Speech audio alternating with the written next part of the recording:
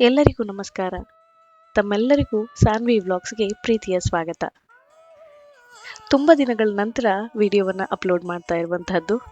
ಕಾರಣಾಂತರಗಳಿಂದ ವಿಡಿಯೋವನ್ನು ಅಪ್ಲೋಡ್ ಮಾಡಲಿಕ್ಕೆ ಆಗ್ತಾ ಇರಲಿಲ್ಲ. ಇನ್ನು ಮುಂದೆ ಪ್ರತಿ ವಾರನೂ ಕೂಡ ಒಂದೊಂದು ಇನ್ಫಾರ್ಮೇಟಿವ್ ವಿಡಿಯೋವನ್ನು ಅಪ್ಲೋಡ್ ಮಾಡ್ತೀನಿ.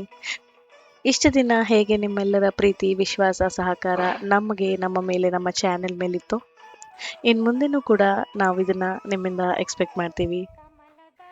ಹಾಗೆ ಈ ಒಂದು ವಿಡಿಯೋವನ್ನ ಸ್ಟಾರ್ಟ್ ಮಾಡೋಣ. ಸ್ನೇಹಿತರೆ, ವರಮಹಾಲಕ್ಷ್ಮಿ ಹಬ್ಬ ಇನ್ನೇನು ಸ್ವಲ್ಪ ದಿನಗಳಲ್ಲೇ ಬರ್ತಾ ಇದೆ.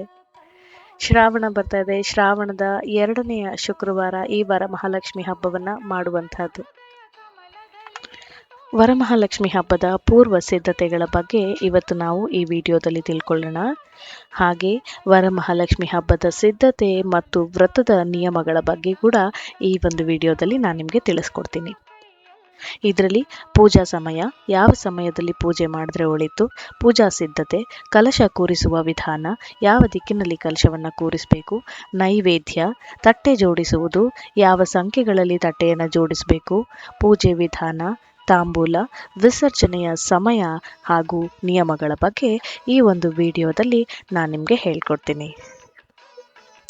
ಪೂಜಾ ಸಮಯ ಬಂದ್ಬಿಟ್ಟು ಶ್ರಾವಣದ ಶುಕ್ಲ ಪಕ್ಷ 2ನೆಯ ಶುಕ್ರವಾರದಂದು ಈ ಪೂಜೆಯನ್ನು ನಾವು ಮಾಡುವಂತಹದ್ದು. ಈ ಪೂಜೆ ಮಾಡುವಾಗ ಬೆಳಗಿನ ಜಾವ ಬ್ರಾಹ್ಮಿ ಮುಹೂರ್ತದಲ್ಲಿ 4:15 ಆ ನಂತರದಲ್ಲಿ ಬರುತ್ತಲ್ಲ, ಆ ಬ್ರಾಹ್ಮಿ ಮುಹೂರ್ತದಲ್ಲಿ ಮಾಡೋದು ತುಂಬಾ ಶ್ರೇಷ್ಠ. ಅದೇನಾದರೂ ಅಕಸ್ಮಾತ್ ನಮ್ಗೆ ಮಾಡ್ಲಿಕ್ಕೆ ಆಗಲಿಲ್ಲ ಅಂತಂದರೆ ಸಂಜೆ ಗೋಧೂಳಿ ಲಗ್ನದಲ್ಲಿ ಈ ಪೂಜೆಯನ್ನು ನಾವು ಆ ತಾಯಿಗೆ ಸಲ್ಲಿಸುವಂತಹದ್ದು. ಯಾವುದೇ ಕಾರಣಕ್ಕೂ ರಾಹುಕಾಲದಲ್ಲಿ ಈ ಪೂಜೆಯನ್ನು ಮಾಡಬಾರ್ದು. ದಯವಿಟ್ಟು ಇದನ್ನು ಮಾತ್ರ ಗಮನದಲ್ಲಿಟ್ಕೊಳ್ಳಿ. ನಮ್ಮ ಮನೆಯಲ್ಲಿ ನಾನು ವರಮಹಾಲಕ್ಷ್ಮಿ ವ್ರತವನ್ನು ಬೆಳಗಿನ ಜಾವ ಬ್ರಾಹ್ಮಿ ಮುಹೂರ್ತದಲ್ಲಿ ಮಾಡುವಂಥದ್ದು ರೂಢಿ ಇದೆ. ಹಾಗಾಗಿ ಇದರ ಪೂರ್ವ ಸಿದ್ಧತೆಯಾಗಿ ನಾನು ಕೆಲವೊಂದು ತಟ್ಟೆಗಳನ್ನು ಮುಂಚಿತವಾಗಿ ಜೋಡಿಸ್ಕೊಂಡಿರ್ತೀನಿ. ಅದರಲ್ಲಿ ಒಂದು ಮಡ್ಲಕ್ಕಿಯ ತಟ್ಟೆ, ಹಾಗೆ 5 ಜಾತಿ ಹಣ್ಣಿನ ತಟ್ಟೆ, ನೈವೇದ್ಯದ ತಟ್ಟೆ, ಹಾಗೆ ಗಣಪತಿಯ ಒಂದು ಪೂಜೆಯ ತಟ್ಟೆ, ನಂತರದಲ್ಲಿ ತಾಯಿಯ ಒಂದು ಕಳಶವನ್ನು ಕೂರಿಸುವಂಥದ್ದು. ಇದಿಷ್ಟನ್ನು ನಾನು ಮುಂಚಿತವಾಗಿ ತಯಾರಿ ಮಾಡಿಟ್ಕೊಂಡಿರ್ತೀನಿ. ಈಗ ಕಲಶವನ್ನು ಹೂಡೋದು ಹೇಗೆ ಅಂತ ನೋಡೋಣ. ಮೊದಲಿಗೆ ಒಂದು ಮಣೆಯನ್ನು ತಗೊಳ್ಬೇಕು. ಅದರ ಮೇಲ್ಗಡೆ ಶುಭ್ರವಾಗಿರುವಂತಹ ಒಂದು ಬಿಳಿ ಬಟ್ಟೆಯನ್ನು ಹಾಸಬೇಕು. ಬಿಳಿ ಬಟ್ಟೆಯ ಮೇಲೆ ಅಕ್ಕಿ ಹಿಟ್ಟಿನಿಂದ ಲಕ್ಷ್ಮೀದಳ ಮಂಡಲವನ್ನು, ಅಷ್ಟಲಕ್ಷ್ಮೀದಳ ಮಂಡಲವನ್ನು ನಾವು ಬಿಡಿಸುವಂಥದ್ದು. ಅಕ್ಕಿ ಹಿಟ್ಟಿನಿಂದ ಅಷ್ಟದಳ ಲಕ್ಷ್ಮೀ ಮಂಡಲವನ್ನು ಹಾಕಲಿಕ್ಕೆ ಸರಿ ಹೋಗಿಲ್ಲ ಅನ್ನೋದಾದರೆ ಮಣೆಯನ್ನು ಇಟ್ಬಿಟ್ಟು ಅದರ ಮೇಲ್ಗಡೆ ಬಿಳಿಯಾಗಿರುವಂಥ ಅಂದರೆ ಶುಭ್ರವಾಗಿರುವಂಥ ಒಂದು ಬಟ್ಟೆಯನ್ನು, ಬಿಳಿ ಬಟ್ಟೆಯನ್ನು ಹಾಸಿಬಿಟ್ಟು ಅದರ ಮೇಲೆ ಹರಿವಾಣದ ಪೂರ್ತಿಯಾಗಿ ಅಕ್ಕಿ ತುಂಬಿಸಿ ಇಡಬೇಕು. ಅದರ ಮೇಲ್ಗಡೆ ಒಂದು ಪೇಪರ್ನಲ್ಲಿ ಅಷ್ಟಲಕ್ಷ್ಮೀದಳ ಮಂಡಲವನ್ನು ಡ್ರಾ ಮಾಡಿ ಈ ರೀತಿಯಾಗಿ ಇಡುವಂತಹದ್ದು. ಹಾಗೆ ಇವತ್ತು 2 ಬಿಂದಿಗೆ ಬಗ್ಗೆ ಹೇಳ್ತೀನಿ. ಕೆಲವೊಬ್ರು 1 ಬಿಂದಿಗೆಯಲ್ಲಿ ದೇವರನ್ನ ಕೂಡಿಸ್ತಾರೆ. ನಾನು 2 ಬಿಂದಿಗೆಯಲ್ಲಿ ಕೂಡಿಸೋದ್ರಿಂದ ಮೊದಲನೇ ಬಿಂದಿಗೆಯಲ್ಲಿ ಅಕ್ಕಿ ಅಥವಾ ಗೋಧಿಯನ್ನು ತುಂಬಿಸ್ತೀನಿ. ನೀರನ್ನ ತುಂಬಿಸಿಡಬಹುದು, ಆದರೆ ಎಲ್ಲಾದರೂ ಒಂಚೂರು ಚಲ್ತು ಅಂದರೆ ಪೂರ್ತಿ ಮೆಸ್ ಆಗುತ್ತೆ. ಹಾಗಾಗಿ ದೊಡ್ಡ ಬಿಂದಿಗೆಯಲ್ಲಿ ಅಕ್ಕಿ ಅಥವಾ ಗೋಧಿಯನ್ನು ನಾನು ತುಂಬಿಸಿಡ್ತೀನಿ. ಇದು ನೋಡಿ ಅಷ್ಟಲಕ್ಷ್ಮೀದಳ ಮಂಡಲ, ಇದನ್ನು ಡ್ರಾ ಮಾಡಿ ಇಡುವಂಥದ್ದು. ಈ 2ನೇ ಬಿಂದಿಗೆಯಲ್ಲಿ ಏನು ಮಾಡ್ತೀನಿ ಅಂದರೆ ಮೊದಲಿಗೆ ನೀರನ್ನು ತುಂಬಿಡ್ಸ್ಕೊತೀನಿ.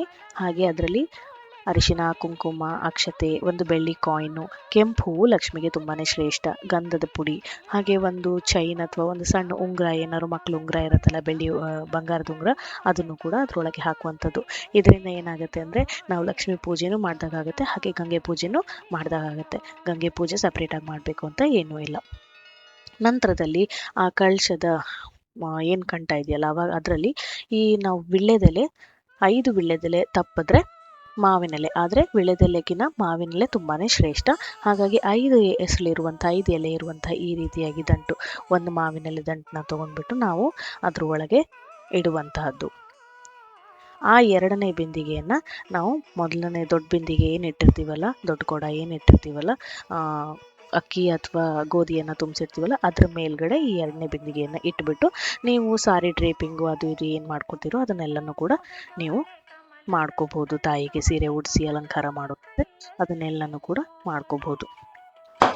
ತಾಯಿಯ ಕಲಶವನ್ನು ಹೂಡುವಾಗ ಪೂರ್ವಾಭಿಮುಖ ಅಥವಾ ಉತ್ತರಾಭಿಮುಖವಾಗಿ ಕಳಶವನ್ನು ಹೂಡುವಂಥದ್ದು. ಕಳಶದ ತಯಾರಿ ಆಯಿತು. ನಂತರದಲ್ಲಿ ಮುಖವಾಡದ ತಯಾರಿ ಹೇಗೆ ಮಾಡೋದು ಅಂತ ನೋಡೋಣ. ಒಂದು ತೆಂಗಿನಕಾಯಿ ತಗೋಬೇಕು. ಅದರಲ್ಲಿ 3 ಕಣ್ಣಿರುತ್ತೆ. ಆ 3 ಕಣ್ಣು ಕಾಣದಿರುವಂತಹ ಒಂದು ತೆಂಗಿನಕಾಯಿ ತಗೋಬೇಕು. ಅಂದರೆ ದುಂಬು ಪೂರ್ತಿಯಾಗಿ ಮೇಲ್ಗಡೆ ದುಂಬು ಏನಿರುತ್ತಲ್ಲ ಅದು ಮುಚ್ಚಿರುವಂಥದ್ದು. ಆ ಥರ ಕಾಯನ್ನು ತಗೊಂಡು ಒಂದು ತಟ್ಟೆಯಲ್ಲಿ ಅರಿಶಿನ ಹಾಗೆ ತುಪ್ಪವನ್ನು 2 ಮಿಕ್ಸ್ ಮಾಡಿ ಇಡೀ ಕಾಯಿಗೆ ಲೇಪನವನ್ನು ಮಾಡುವಂಥದ್ದು.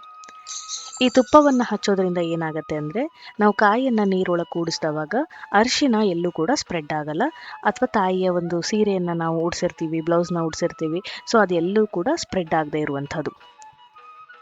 ಹಾಗೆ ನಂತರದಲ್ಲಿ ತಾಯಿಗೆ ತಿಲಕವನ್ನು, ಅಲ್ಲಿ ಏನು ನಾವು ತಿಲಕವನ್ನು ಮಾಡ್ತೀವಲ್ಲ ಅದು ವೀಳ್ಯದೆಲೆ ಮೇಲೆ ಆ ರೀತಿಯಾಗಿ 2 ಫೋಲ್ಡ್ ಮಾಡಿ ಕಟ್ ಮಾಡಿಕೊಂಡು ಈ ರೀತಿಯ ಕೆಂಪು ಕುಂಕುಮದಿಂದ ನಾವು ತಿಲಕವನ್ನು ಇಡುವಂಥದ್ದು.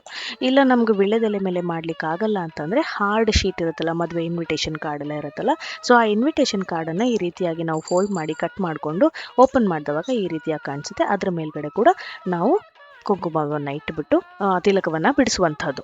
ಈ ಒಂದು ಬೆಳ್ಳಿ ಮುಖವಾಡ ಹಾಗೆ ಇಟ್ಟು ಕೂಡ ನಾವು ಪೂಜೆಯನ್ನು ಮಾಡ್ಬೋದು. ಇಲ್ಲ ಬೆಳ್ಳಿ ಮುಖವಾಡ ಇದೇ ನಮ್ಮ ಹತ್ರ ಅನ್ನೋದಾದರೆ ಈ ಒಂದು ಬೆಳ್ಳಿ ಮುಖವಾಡವನ್ನು ನಾವೇನು ಮಾಡಬೇಕು, ಅರಿಶಿನ ನೀರಿನಲ್ಲಿ ಹಾಲಿನಲ್ಲಿ ಎಲ್ಲ ನೀಟಾಗಿ ತೊಳೆದು ಒರೆಸ್ಕೊಂಡು ತಾಯಿಗೆ ಗೋಮೂತ್ರದಲ್ಲಿ ಒಂಚೂರೆಲ್ಲ ಒರೆಸ್ಬಿಟ್ಟು ಶುದ್ಧ ಮಾಡಿಕೊಂಡು ಅದನ್ನು ಏನು ಮಾಡಬೇಕು, ಈ ಕಾಯಿ ಮುಂದ್ಗಡೆ ನಾವು ಮುಖವಾಡನ್ನು ಇಟ್ಟುಬಿಟ್ಟು ಹಿಂದ್ಗಡೆ ದಾರವನ್ನು ಕಟ್ಟುವಂಥದ್ದು. ಈಗ ಮುಖವಾಡದ ತಯಾರಿ ಆಯಿತು. ಬೆಳ್ಳಿ ಮುಖವಾಡ ಇರೋದಾದರೆ ಅದನ್ನು ಹಾಕಿ ಪೂಜೆ ಮಾಡಿ, ಇಲ್ಲ ಅಂದರೆ ಈ ರೀತಿಯ ಕಾಯಿಯನ್ನೇ ಇಟ್ಟುಬಿಟ್ಟು ಪೂಜೆಯನ್ನು ಮಾಡ್ಬೋದು. ಅರಿಶಿನ ಲೇಪನ ಮಾಡಿ ಕುಂಕುಮವನ್ನು ಇಟ್ಟಿರುವಂತಹ ಕಾಯಿಯನ್ನು ಇಟ್ಕೊಂಡು ಪೂಜೆಯನ್ನು ಮಾಡ್ಬೋದು. ಈಗ ತಾಯಿಗೆ ಬೇಕಾಗಿರುವಂಥ ಅಲಂಕಾರಿಕ ವಸ್ತುಗಳು ಅಂದರೆ ಗೆಜ್ಜೆ ವಸ್ತ್ರ ತುಂಬಾ ಶ್ರೇಷ್ಠ, ಇದನ್ನು ಮರಿಬಾರ್ದು. ನಂತರದಲ್ಲಿ ತಾಯಿಗೆ ಅಲಂಕಾರ ಮಾಡಲಿಕ್ಕೆ ಬೇಕಾಗಿರುವಂತಹ ಅಲಂಕಾರಿಕ ಒಡವೆಗಳನ್ನು ನೋಡೋಣ. ನಾನು ಇಲ್ಲೊಂದು ಸಿಲ್ವರ್ ಕಾಯಿನ್ನ ತಂದಿಟ್ಕೊಂಡಿದ್ದೀನಿ, ಅದು ಕಳಶದೊಳಗೆ ಹಾಕಲಿಕ್ಕೆ. ಅಂದರೆ 2ನೇ ಬಿಂದಿಗೆ ಏನು ಹೇಳಿದ್ನಲ್ಲ ಅದ್ರ ಒಳಗೆ ನಾನು ಈ ಕಳಶದೊಳಗೆ ಹಾಕ್ತೀನಿ.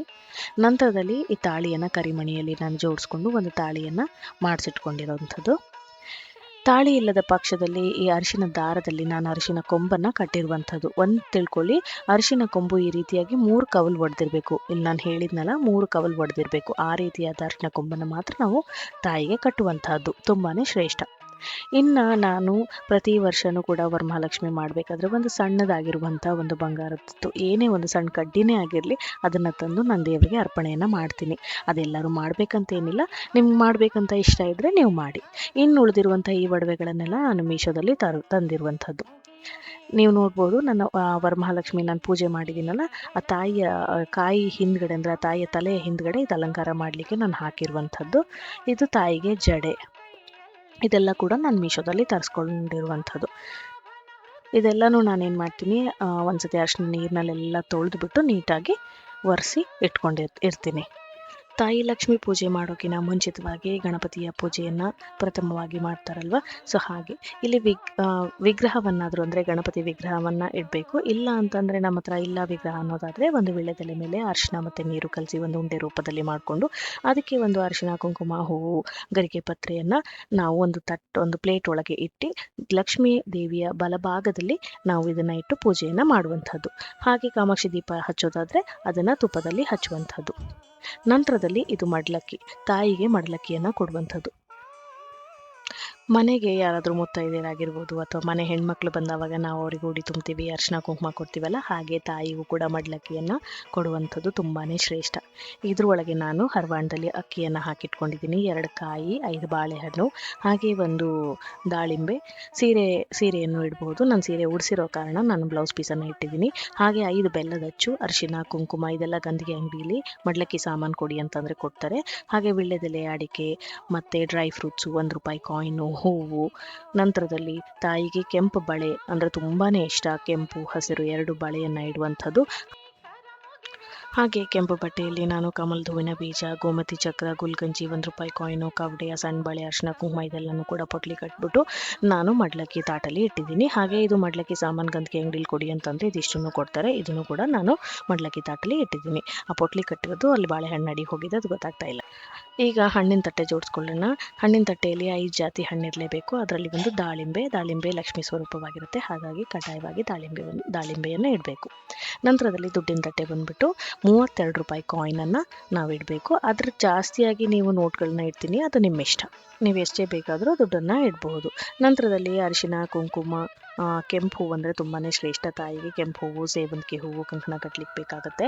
ಹಾಗೆ ಒಂದು ತಟ್ಟೆಯಲ್ಲಿ ಬಾಳೆಹಣ್ಣು, ಬಂದವರಿಗೆ ತಾಂಬೂಲ ಕೊಡಲಿಕ್ಕೆ ಅಡಿಕೆ, ಎಲೆ, ಹಣ್ಣು ಮತ್ತು ದುಡ್ಡು, ಬ್ಲೌಸ್ ಪೀಸು, ಹಾಗೆ ಇನ್ನೊಂದರಲ್ಲಿ ಬಂದ್ಬಿಟ್ಟು ತಾಯಿಗೆ ಪೂಜೆ ಮಾಡಲಿಕ್ಕೆ ಏನೇನು ಸಾಮಾನು ಬೇಕಾಗುತ್ತೆ ಅದು, ಹಾಗೆ ದೀಪವನ್ನು ಹಚ್ಚಿಟ್ಕೋಬೇಕು. ದೀಪವನ್ನು ನೆನ್ಪಿಟ್ಕೊಳ್ಳಿ, ಬೆಸ ಸಂಖ್ಯೆಯಲ್ಲೇ ಇಡುವಂಥದ್ದು. 5, 7, 9 ಈ ರೀತಿಯಾಗಿ ದೀಪ ಇಡುವಂಥದ್ದು. ದೀಪದಲ್ಲಿ ಒಂದು ಬಂದ್ಬಿಟ್ಟು ತುಪ್ಪ ದೀಪ ಕಡ್ಡಾಯವಾಗಿರುತ್ತೆ. ಹಾಗಾಗಿ ನಾನಿದು ಕಾಮಾಕ್ಷಿ ದೀಪ ಇಡೋದಾದರೆ ಒಂದು ತುಪ್ಪ ದೀಪ ನೀವು ಕಡ್ಡಾಯವಾಗಿ ಇಡಿ ಅಂತ. ನಂತರದಲ್ಲಿ ನೈವೇದ್ಯದ ವಿಚಾರ ಬಂದರೆ ಗೋಧಿ ಪಾಯಸ, ಬೆಲ್ಲದಿಂದ ಮಾಡಿರುವಂಥ ಯಾವುದೇ ಒಂದು ನೈವೇದ್ಯ ಆಗಿರಲಿ ಲಕ್ಷ್ಮಿಗೆ ತುಂಬಾ ಶ್ರೇಷ್ಠ. ಬೆಳಗ್ಗೆ ಬ್ರಾಹ್ಮಿ ಮುಹೂರ್ತದಲ್ಲಿ ನೀವು ಪೂಜೆ ಮಾಡ್ತೀನಿ ಅನ್ನೋದಾದರೆ ಗಣಪತಿಗೆ ಒಂದು ಹಣ್ಣನ್ನು ಇಟ್ಬಿಟ್ಟು ತಾಯಿಗೆ ಒಂದು ಹಾಲು ಮತ್ತು ಸಕ್ಕರೆಯನ್ನು ಮಿಕ್ಸ್ ಮಾಡಿಬಿಟ್ಟು ತಾಯಿಗೆ ನೈವೇದ್ಯವಾಗಿ ಕೊಡುವಂಥದ್ದು. ಈ ಸಂಜೆ ಹೊತ್ತಿಗೆ ಅಂದರೆ ಗೋಧೂಳಿ ಲಗ್ನದಲ್ಲಿ ಮಾಡ್ತೀನಿ ಅನ್ನೋದಾದರೆ ಗೋಧಿ ಪಾಯಸ, ಹಾಗೆ ಪಂಚಾಮೃತ, ಪಂಚಕಜಾಯ, ಬಾಳೆಹಣ್ಣಿನ ರಸಾಯನ ಗಣಪತಿಗೆ ಕೊಡುವಂಥದ್ದು. ಇನ್ನು 5 ಆರತಿ, ಮಹಾಮಂಗಳಾರತಿ ಟೈಮಲ್ಲಿ 5 ಆರತಿಯನ್ನು ನಾನು ಮಾಡಿಟ್ಕೊಂಡಿದ್ದೀನಿ. ಒಂದು ಹರವಾಣದಲ್ಲಿ ಎಣ್ಣೆಯನ್ನು ಸವರ್ಬಿಟ್ಟು ಕುಂಕುಮವನ್ನು ಚೆಲ್ಲಿ ಅಲ್ಲಿ ನಾನು ದೀಪವನ್ನು ಇಟ್ಕೊಂಡಿದ್ದೀನಿ. ಇದನ್ನೇ 5 ಆರತಿ ಅಂತ ಹೇಳಿರೋದು. ಈಗ ಒಂದು ಬಟ್ಲಲ್ಲಿ ನಾವು ನೀರನ್ನು ಹಾಕಿ ಅದರೊಳಗೆ ಅರಿಶಿನ, ಹಾಗೆ ಗಂಧದ ಪುಡಿ, ಹೂವು ಇದನ್ನೆಲ್ಲ ಹಾಕಿ ಮಿಕ್ಸ್ ಮಾಡಿ ಇಟ್ಕೋಬೇಕು. ಈಗ ನಾವೇನು ಮಾಡಬೇಕು, ಗೋಧೂಳಿ ಲಗ್ನದಲ್ಲಿ ಸಂಜೆ ಹೊತ್ತಿಗೆ ಪೂಜೆಯನ್ನು ಮಾಡ್ತಾ ಇರೋದ್ರಿಂದ ನಾವೇನು ಮಾಡಬೇಕು, ತಟ್ಟೆಯನ್ನು ದೇವರ ಮುಂದೆ ನೀಟಾಗಿ ಜೋಡಿಸ್ಕೊಂಡು ಇದೇನು ನೀರು ಮಾಡಿಟ್ಕೊಂಡಿದ್ದೀವಿ ಈ ನೀರನ್ನು ನಾವು ಆ ಹೂವಿನ ತೊಗೊಂಡ್ಬಿಟ್ಟು ಹೂವಿಂದ ತೊಗೊಂಡ್ಬಿಟ್ಟು ತಟ್ಟೆಗೆಲ್ಲ ಪ್ರೋಕ್ಷಣೆ ಮಾಡಿ, ತಾಯಿಗೆ ಪ್ರೋಕ್ಷಣೆ ಮಾಡಿ, ಹಾಗೆ ಮನೆ ಮಂದಿಗೆಲ್ಲ ನಾವು ಪ್ರೋಕ್ಷಣೆ ಮಾಡಿ ಗಂಟೆ ನಾದದಿಂದ ತಾಯಿಯನ್ನು ಆಹ್ವಾನ ಮಾಡುವಂಥದ್ದು.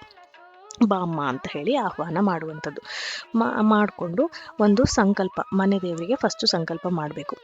ಆಯಿತು, ಮನೆ ದೇವರಿಗೆ ಸಂಕಲ್ಪ ಮಾಡಿಕೊಂಡು ಬಂಧು ಮಿತ್ರರಿಗಾಗಲಿ ಮನೆ ಮಂದಿಗೆ ಎಲ್ಲರಿಗೂ ಒಳ್ಳೇದು ಮಾಡಪ್ಪ ಅಂತ ಹೇಳಿ ಕೇಳಿಕೊಂಡು ಒಂದು ನೈವೇದ್ಯದೊಂದಿಗೆ ಮನೆ ದೇವರಿಗೆ ಏನಾದರೂ ಒಂದು ನೈವೇದ್ಯ ಅಂದರೆ ಹಣ್ಣನ್ನೇ ಇಡಬಹುದು. ನೀವು ಅಲ್ಲಿ ಯಾವುದೋ ಒಂದು ಹಣ್ಣನ್ನು ತೊಗೊಂಡ್ಬಿಟ್ಟು ಒಂದು ಹಣ್ಣು ಬಾಳೆಹಣ್ಣನ್ನೇ ನೈವೇದ್ಯವಾಗಿ ಏನು ನಿಮ್ಮ ಮನೆ ದೇವರಿಗೆ ಇಡುವಂಥದ್ದು.